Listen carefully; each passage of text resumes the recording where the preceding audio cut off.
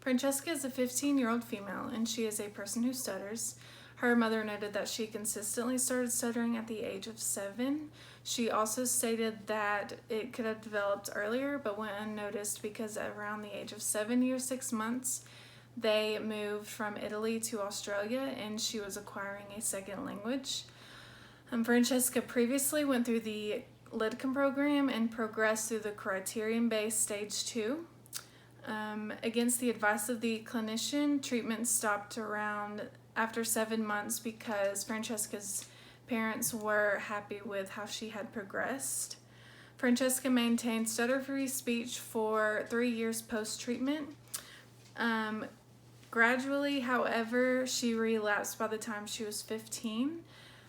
Treatment was not sought soon after she started the relapse because her stutters were infrequent and mild.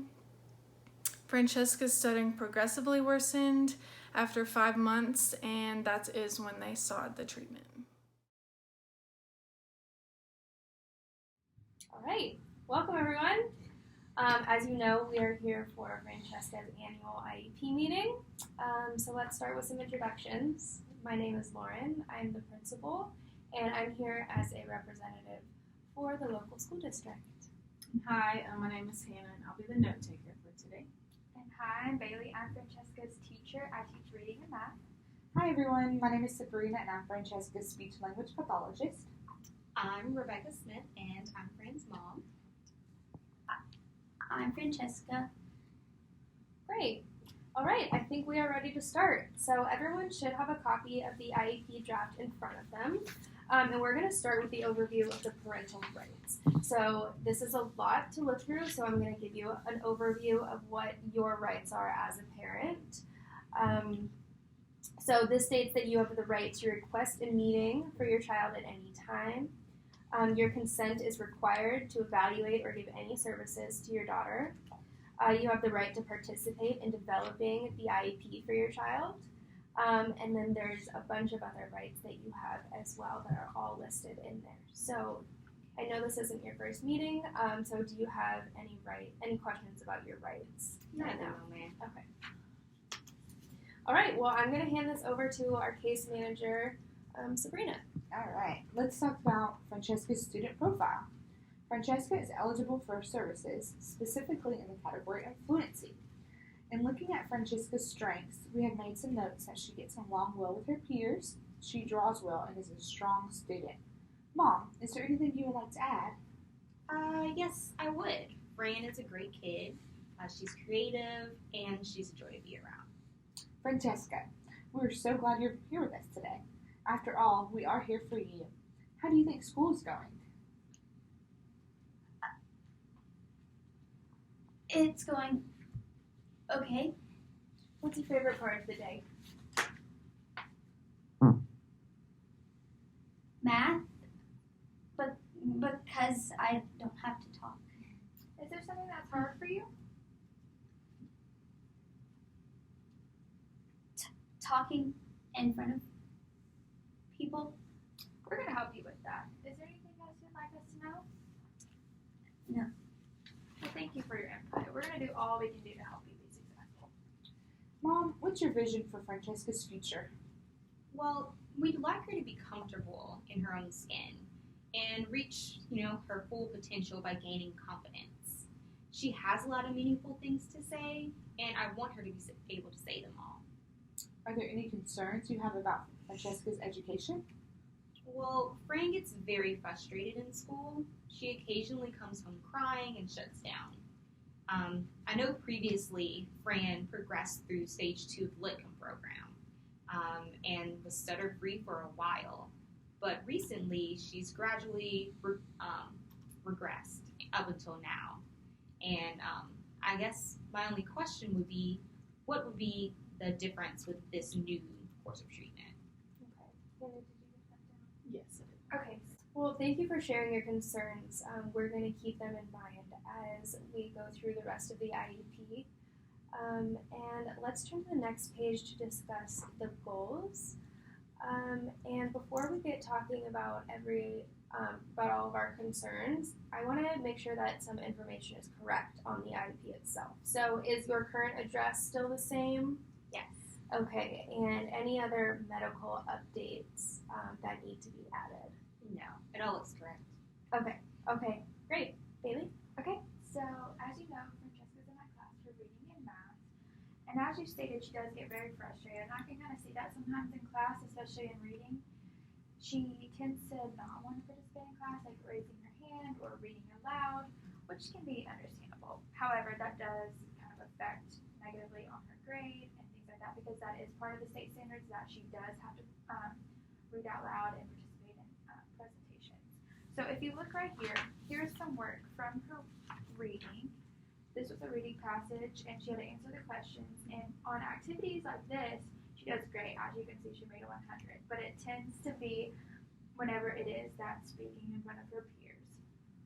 And in math, I'm blown away by her math. She is awesome. She has made a 100, and she currently has an A in my class.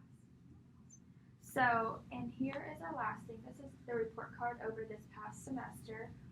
She has an A in spelling, a B- in language arts and reading, an A in math, a B in science, and an A in social studies. So overall, she's doing pretty well, minus the little things that we need to work on in reading. Thank you, Bailey. I'm going to discuss Francesca's speech goals, how we're going to achieve them, and how we will measure her progress. But first, let's go over her present level of functioning. Francesca presents with a moderate fluency disorder, characterized by repeated movements, frequent fixed postures, and pausing. Currently, 9% of Francesca's syllables are stutters. Does that sound accurate to you?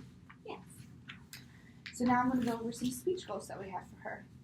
She receives services twice a week, and here are some of her following goals.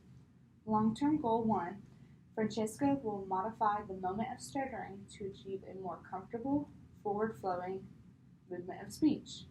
And then the short-term goal underneath that is when given an assigned task, Francesca will use easy onsets and light articulatory contact to initiate sentences in 3 out of 4 opportunities across a variety of language tasks by May 2020 as measured by clinician data. Do you have any concerns or questions regarding this goal? No, sounds good. Awesome. The next goal we have is Francesca will increase participation in educational and social situations as noted on a weekly basis by teachers. The short-term goal under that is Francesca will increase participation in the classroom setting by raising her hand to answer a question at least once per day as measured by teacher report. Does this goal sound appropriate to you? Yes.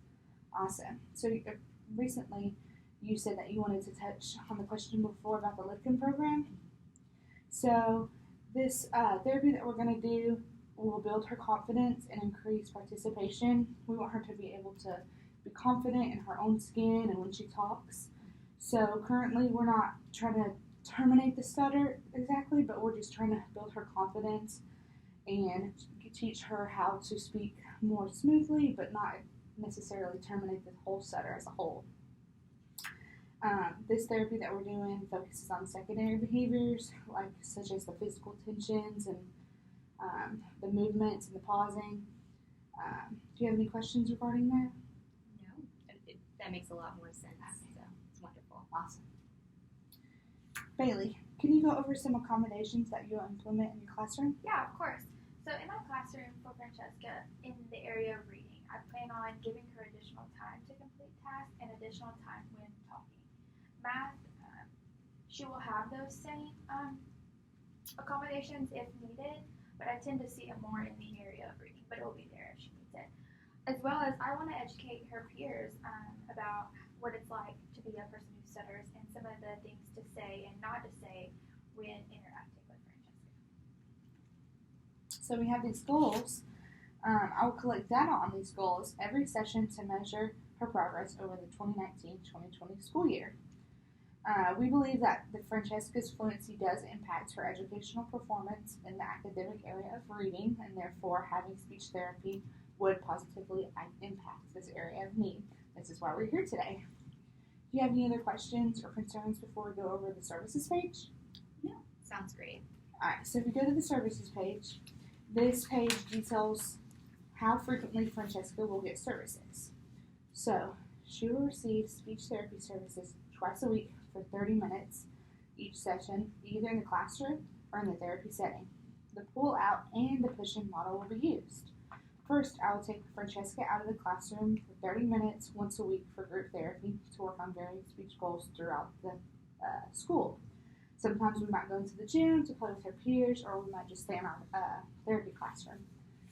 Also, I will go into Francesca's classroom with Bailey, and once a week for 30 minutes to support inclusion and education amongst her peers.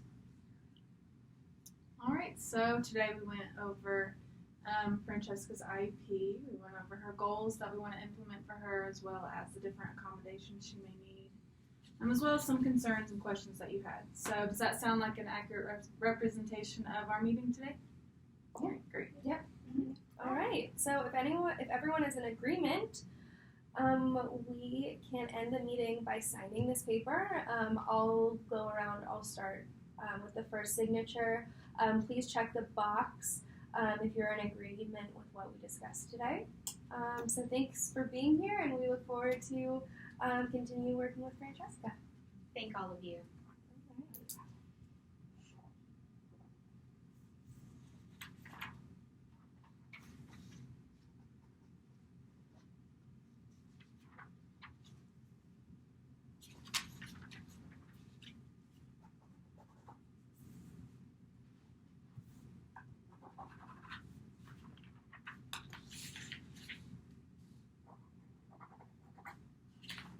All right.